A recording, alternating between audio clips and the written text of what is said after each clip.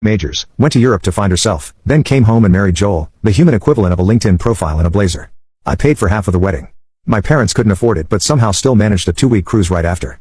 I didn't complain, I never did.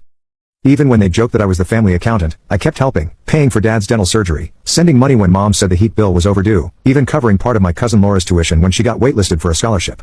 They always said, "Thank you, sure," but with that tone, the one that said, "Well, of course you'd help. You don't have a family of your own." And maybe that's what did it. See, I'm single, no kids, no spouse, no drama, just me, my work, and my dog.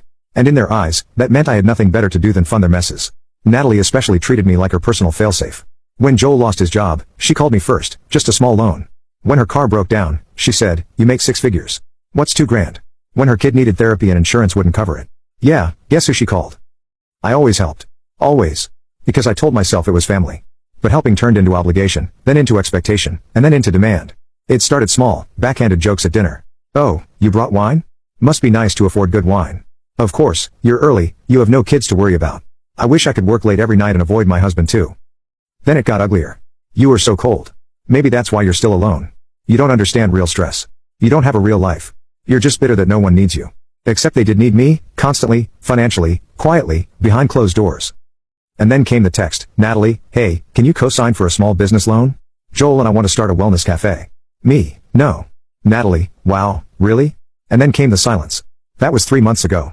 Since then, I got the cold shoulder. Mom stopped calling. Dad sent one-word replies. No one invited me to the last family dinner. Natalie blocked me on social media after posting a story about cutting out toxic people. But I didn't sit and sulk. Instead, I started pulling receipts, literal receipts. See, I keep records, bank transfers, emails, screenshots, dates. I'm not stupid. And over the past 5 years alone, I'd sent over $78,000 to various family members, $8,000 for Joel's rehab, $2,300 for Natalie's emergency dental work, which turned out to be elective veneers, $1,500 for my dad's back surgery, $12,000 for my mom's credit card debt, $6,000 for Laura's college move-in costs, $4,500 for a family emergency that turned out to be a trip to Cabo. And not once, no, not once, did any of them offer to pay me back. They just took, and when I stopped giving, they decided I was the problem. So I made the folder.